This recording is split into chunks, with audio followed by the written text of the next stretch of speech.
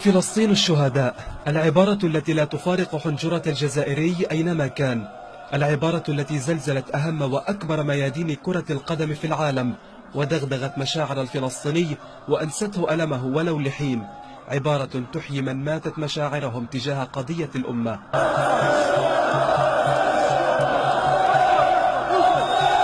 فلسطين الشهداء في يوم الشهيد الجزائري كانت في أوج بهائها، فقد دوت في حضرة أبناء الأرض المحتلة لأول مرة من على أرض الشهداء جزائر الوفاء. فلسطين بلاد شهداء كما الجزائر بلاد 1.5 مليون شهيد. فلسطين شهداء. فلسطين فلسطين فلسطين. احنا نحكي فلسطين انهم شهداء لانهم قضيتهم قضيتنا، ولانهم شعب يهمنا، لانهم اخواتنا في الاسلام. احنا بنحبهم بالقلب.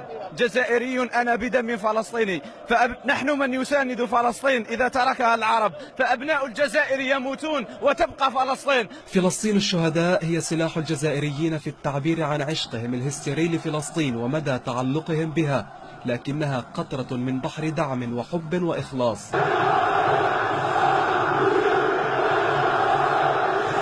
فلسطين الشهداء ألفها ولحنها الجمهور الجزائري، وبدأ بترديدها منذ عشرات السنوات، ولا تبدأ أي مباراة إلا حينما تعزف أنغامها، وهي الشيء الوحيد الذي يتفق عليه المناصرون هنا مهما اختلفت انتماءاتهم الرياضية، ففلسطين بالنسبة لهم خط أحمر وخائن من يتجاوزه.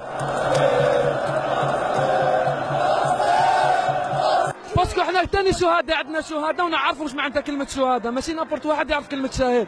شاهد في سبيل احنا ماذا بينا دوك تدونا، دوك نروحوا لإسرائيل نحروها فلسطين هذه بإذن الله. صدقني يا أخي احنا متربيين عليها ملي كنا صغار، مربينا والدينا، أبي وأمي جدي متربيين، ربونا من صغرنا باللي نحبوا فلسطين.